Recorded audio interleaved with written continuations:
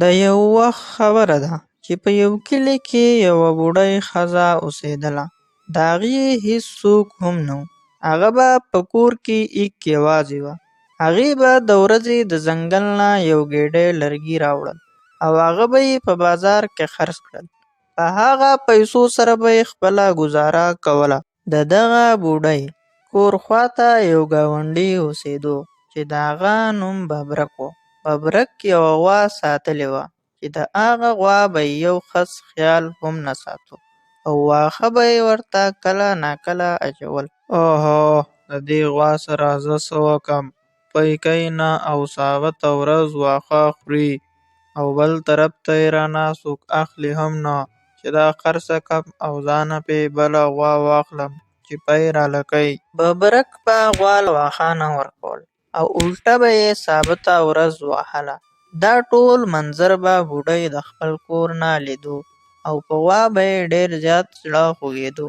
آها، دا څنګه بې ضمیره انسان دی؟ ثابته ورځ دا بې زبانه ځناور وهي. داسې سړي ته خو په جهنم کې به هم ځای میلاو نه شي. یوه ورځ دا بوډۍ د ببرک د کور په مخه تېرېږي چې غوا ډېر زیات اوازونه کوي. دا بوډۍ بیا د ببرک د کور طرف ته لاړه شي چې د غوا اواز ولې کوي. راته ښکاري چې غوا ډېره زیاته وږې شوې ده. ببرک په ځان موړ کې یو ثابته ورځ به بیا بهر ګرځي، خو په دې بې زبانه ځناور یې یو خس ته رس هم نه راځي. بوډۍ بیا غوا له لږ واښه راوړي او غوا ته یې کیږدي. لاس پې وهي چې غوا کله مړه شي او واښه وخوري نو هغه اوازونه لګول بند. د واښو خورولو نه بعد بوډۍ د هغه ځای نه روانه شي. خو چې کله بوډۍ روانه شي نو غوا د هغې څادر په خوله کې ونیسي. ای غوا، که ببرک زه دلته ولیدم نو وایي به چې دا په غوا پټولو پسې راغلې ده. خو د دې نه مینه چې ببرک راشي زه به د دې ځای نه لاړه شمه. د بوډۍ زړه نه غواړي چې غوا پرېږدي، خو اخر کار خپل کور ته لاړه شي او ثابته شپه د غوا په باره کې سوچ کوي. په دې کې ناڅاپه د هغې سترګې پټې شي او چې کله سهار شي نو بوډۍ زر د ببرک خواله راشي او وایي ورته: ای ببرکه، ته هسې هم د دې غوا خدمت ته نه وزګارېږې.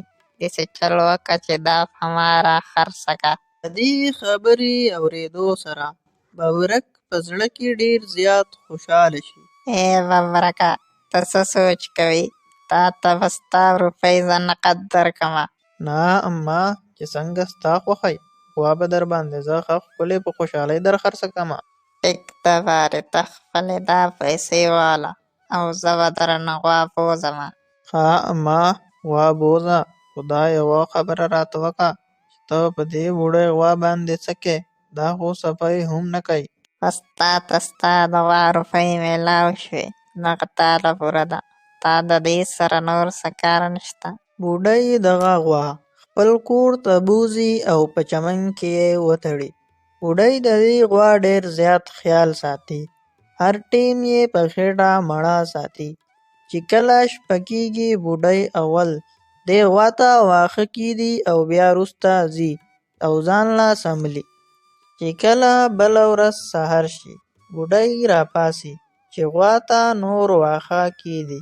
خو چې کله بوډۍ د غوا خواته راشي نو ګوري چې غوا د شپې د سرو زرو غوشان کړي دي. د دې لیدو سره بوډۍ ډېره زیاته حیرانه شي او وایي: آها، دا خو دې غوا ماته د سرو زرو غوشان کړي دي. زه ځم چې دا ځان له پټ پیسمه. بیا دغه بوډۍ ښځه دغه د سرو زرو غوشان راواخلي او خپلې کمرې ته یې پټ یوسي. آها، دا خو د دې غوا د برکته ماته ډېره زیاته سونه میلاو شوه. د دې سره خو به زه دې غوا له نوره چاره او واښه هم واخلمه. بیا دغه بوډۍ ښځه دغه سره زره په بازار کې خرڅ کړي او په دغې باندې غوا له هم ډېر زیات واښه واخلي او ځان له پې هم د خوراک سامان واخلي. دغه شان وخت تېرېږي. دغه بوډۍ ځان له هم ښه خوراک خوري او غوا هم په خېټه مړه ساتي.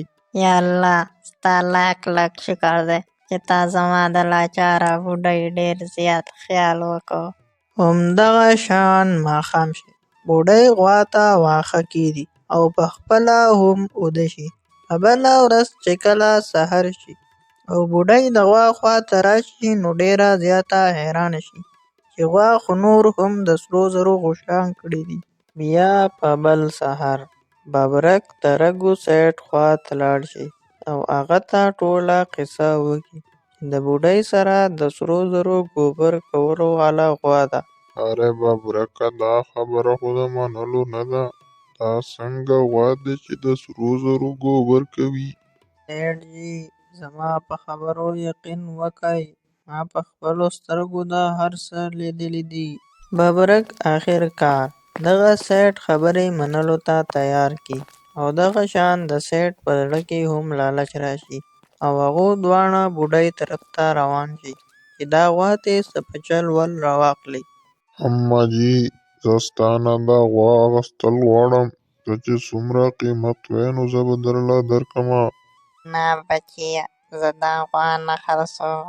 زما نور څوک نشته او زه د دې سره خپله زندګي ښه په خوشحالۍ تېروم. سیټ د بوډۍ یوه خبره هم نه مني. هغې ته په لاس کې د روپو تیلی کیږدي او غوا ته یې خپل کور ته بوځي. سیټ د ډېرې خوشحالۍ نه غوا د ځان سره په کمره کې وتړي چې دا به د شپې د سرو زرو غوښان کوي او زه به یې ترې راخلمه. سیټ د سرو زرو په خوشحالۍ کې اوده شي او چې کله سحر راپاڅي نو ګوري چې غوا ورته سقا غوښان کړي وي او په کمره کې ورته بوی رخ کړی وي. دغه شان سیټ ته او ببرک ته د هغو د بدنیتۍ نتیجه ورمیلاو شي.